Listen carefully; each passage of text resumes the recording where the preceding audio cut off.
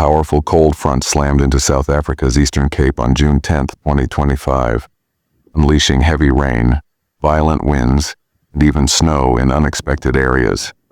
Hardest hit was Mthatha and surrounding towns, including Butterworth, Umbu, and Port St. John's, where entire neighborhoods were suddenly underwater. What began as a routine winter storm quickly became one of the worst weather disasters the province has ever seen. Rescue workers rushed in amid rushing water, toppled power lines, and washed out roads. As dawn broke over Mthatha, people awoke to towering floodwaters breaching their homes, sweeping cars down flooded streets, and cutting off road access. One resident recalls, "It was raining, huge wind and heavy rains. I noticed my bed was wet. I shouted to my mom, water falling on her too." By midday, at least 49 lives were lost. That number keeps rising. Among the victims were 6 high school students whose bus was swept away near Mthatha.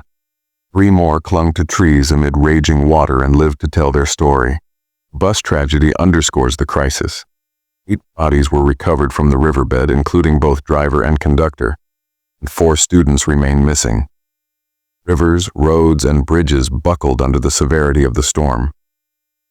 Emergency Minister Velenkosini Hlabisa declared it a real catastrophe, raising the death count to upwards of 57.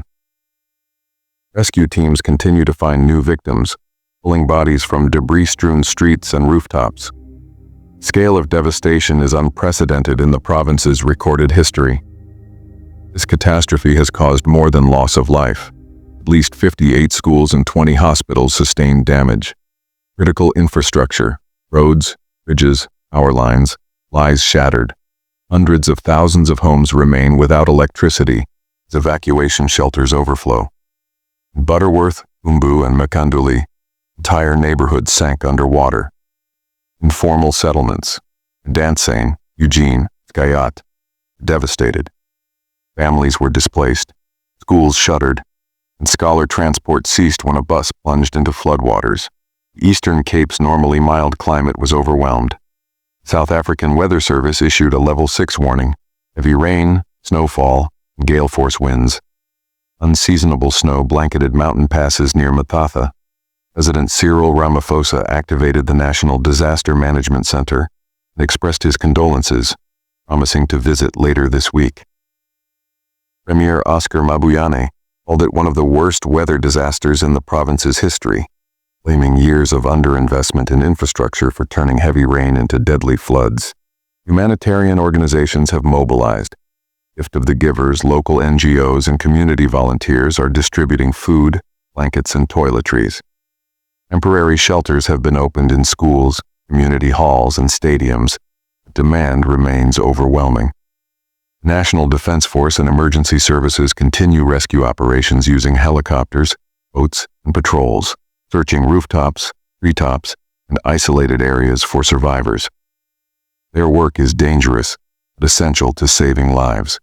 This flood disaster echoes a tragic 2022 storm that claimed over 400 lives in KwaZulu-Natal and Eastern Cape.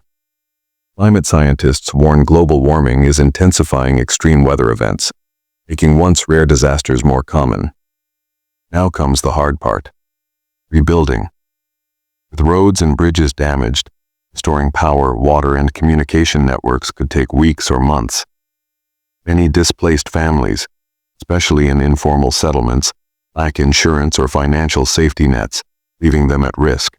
Amid devastation, acts of resilience shine through. Communities are rallying. Local churches, NGOs, and neighbors deliver hot meals, clean water, and emotional support. Provincial government is coordinating relief funds and long-term rebuilding grants. Still, families await news of missing loved ones, especially the high school students lost in the bus near Mthatha. The world watches Mthatha with heavy hearts as rescue operations continue and cleanup begins. This disaster forces a reckoning. Climate change isn't theoretical, it's alive and deadly. Without proactive infrastructure upgrades, climate-resilient planning, and emergency preparation, vulnerable areas remain at risk. Today, we mourn those lost. Today, we stand with survivors. Tomorrow, we rebuild and demand stronger, safer communities prepared for the challenges ahead. Because when weather turns from storm to catastrophe, our future depends on readiness and on never taking safety for granted.